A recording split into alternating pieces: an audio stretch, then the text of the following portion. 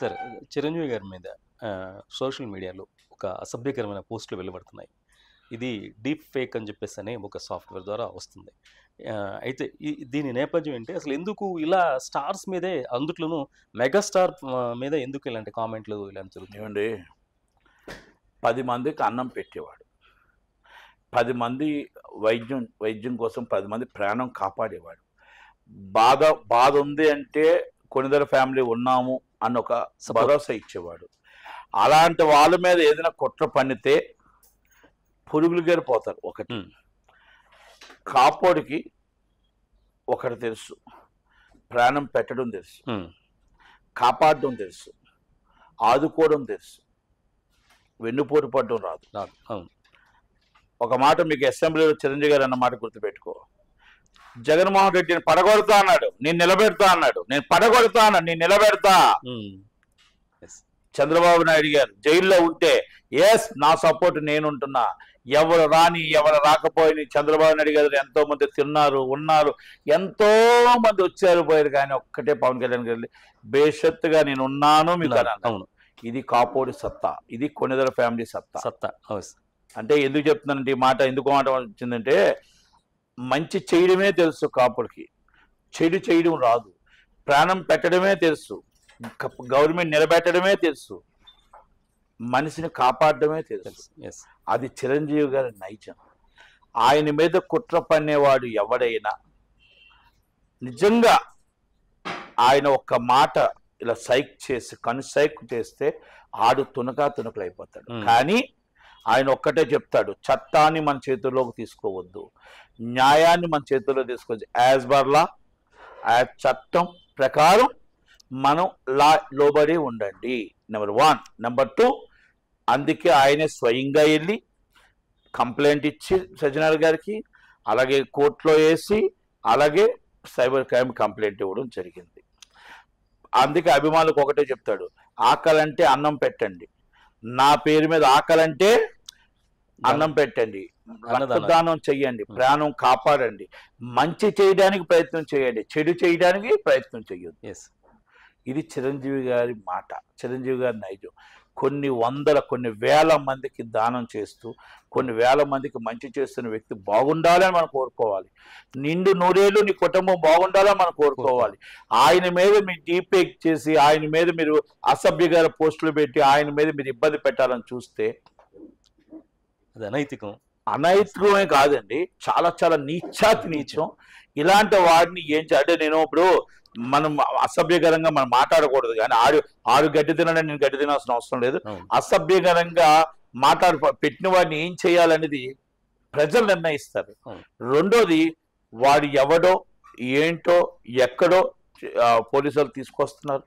ఆడు ప్రపంచంలో చెప్పే శబ్ద సముద్రాలు దాటి ఉన్నా తీసుకొస్తారు. రాకా తప్పదు, తన్నులు తినకా తప్పదు, నువ్వు జైలు ఓసాలు లెక్కటగా తప్పదు, నీకు అక్కడితో నీ జీవితం సమాప్తం అవకా తప్పదు.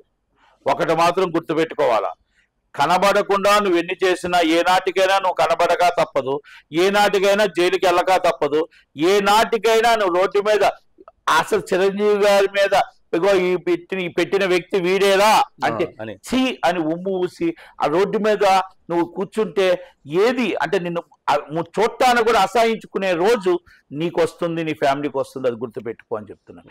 ఎందుకు ఈ మాట నేను అన్నానంటే, మాట ఒక మంచి ఫ్యామిలీని, ఒక మంచి వ్యక్తిని, 10 మందికి సహాయం చేసే వ్యక్తిని, ఒక సెలబ్రిటీని 10 రూపాయలు సంపాదిస్తే 7 రూపాయలు బయటికి ఇద్దాం అనుకునే వ్యక్తికి మీరు ఈ విధంగా మీరు అసభ్యకరంగా చేస్తే ఇదే జరుగుతుంది. రేపు ఫ్యూచర్ నువ్వు నేర్చుకున్న నటక నీ తల్లిదండ్రులు పెంపకానికి చెప్తుంది. నీ గురువు ఎవరు ఉన్నారో, నీ గురువు నీకు చదువు నేర్పించిన నీ గురువుకి పెంపకం చెప్తుంది. అంటే నేను ఎందుకు ఈ మాట చెప్తున్నానంటే, నువ్వు తప్పుదారి పెట్టావు, ఒక తప్పుదారిలోకి వెళ్ళావు. ఆ తప్పుదారిలో నుంచి నీ తల్లిదండ్రులు నువ్వు పెద్దవాడు అయితే తల్లిదండ్రులు, నీ భార్య పిల్లలు నిన్ను దారిలో పెట్టాలా. నీ భార్య పిల్లలకి నువ్వు చేస్తున్న తప్పు అని తెలిసి చెప్పులతో కొట్టాలా. అవును. కనుక నువ్వు దొరకవు అనుకోవడం తప్పు. దొరికిన రోజు నువ్వు ఎందుకు పనికిరావు, నడి రోడ్డు మీద ఎందుకు పనికి రాకుండా పోతావు అని మాత్రం తెలుసుకోగలగాలి. నేను ఆ పేర్లు చెప్పదలుచుకోలేదు, నేను ఆ ఏవి చెప్పదలుచుకోలేదు. అది పోలీసు తన పని, చట్టం తన పని తాను చేసుకుపోతూ ఉంటారు. కంపల్సరీ పోలీసులకు నువ్వు అందిన తర్వాత, బయటికి వచ్చిన తర్వాత నిన్ను ప్రపంచంలోనే ప్రతి ఒక్కరు కూడా నిన్ను రిజెక్ట్ చేసి ఛీ అనే పరిస్థితికి నువ్వు వచ్చి, నీకు పని దొరక్క, తిండి దొరక్క, ఆకలితో అలమటించిపోయి ఒక పిచ్చివాడు తిరుగుతావు అని మాత్రం నేను గుర్తు చెప్తున్నాను. ఎందుకంటే ఇది శాపం చెప్పట్లా, నీకేం చెప్పట్లా. ఒక మంచి వ్యక్తికి ఇలాంటి నువ్వు అసభ్యకరమైన, నువ్వు దేశానికి మంచిగా పనిచేయి. నువ్వు దేశం విడిచి ఇక్కడి నుంచి నువ్వు వెళ్ళిన వాడివి, ఆ దేశంలో నువ్వు ఉన్నావే, ఆ దేశంలో నేను ఎలాగ బతకాలి, నా పిల్లం బిడ్డను ఎలా బతికించాలి, నా తల్లిదండ్రులను ఎలా బతికించాలి, నా దేశానికి నేను మంచి పేరు తేవాలి, ఉన్న దేశానికి నేను మంచి పేరు తేవాలి, నేను ఏదైతే దేశంలో పుట్టానో ఆ దేశానికి మంచి పేరు తేవాలని తెచ్చుకో తప్ప, నేను ఉన్న దేశాన్ని పాడు చేస్తా, అక్కడ నా దేశాన్ని పాడు చేస్తా, నా పిల్లం బిడ్డలని రోడ్డు మీద పడేస్తా, నా తల్లిదండ్రులు కన్నోలు ఎవరో నాకు తెలియదు అనేవాడు మాత్రమే ఇలాంటి అసభ్యకర పోస్టులు పెడతాడు. ఇది గుర్తుపెట్టుకో. నేను అందుకే కాపోడు ఎందుకు చెప్పానంటే, కాపోడికి ప్రాణం ఇవ్వడమే తెలుసు, కాపోడికి మంచి చేయడమే తెలుసు, కాపోడికి గవర్నమెంట్ నిలబెట్టడమే తెలుసు. వెన్నుపోటు పడ్డు కాపోడికి రాదు, కాపోడి నైజంలో లేదు. ఇది కొనిద ఫ్యామిలీ మాట. నేను అందుకే చిరంజీవి గారి మాట నేను చెప్పాల్సి వచ్చింది. ఒక జగన్మోహన్ రెడ్డి గారు నేను పడగొడతానంటే నిలబెడతాను అని చెప్పాడు. ఒక పవన్ కళ్యాణ్ గారు చంద్రబాబు నాయుడు గారికి నేను నించుంటాను అన్నట్టు మాట ఇచ్చి నిలబడ్డాడు. ఇది కొనిద ఫ్యామిలీ మాట. కనుక దయచేసి అందరూ కూడా ఏ అభిమానులు ఆవేశపడొద్దండి. చట్టం తన పని తాను చేసుకుపోతుంది. చిరంజీవి గారు వేసిన బాట మంచి బాట. ఆయన బాటలో మంచి కార్యక్రమాలు చేసుకుంటూ, మంచి ఆలోచన చేసుకుంటూ, నేను సైతం అని చెప్పి ఆయనతో పాటు ఆయన ఏదైతే సెలబ్రిటీస్ అందరూ ముందుకు రావాలా, కంప్లైంట్ పెట్టారో ఆధారపడద్దు. ఇలాంటి అసభ్యకరం ఏమైనా వస్తే true local police station complaint ఇవ్వండి, ఇమీడియట్లీ రియాక్ట్ అవుతారు.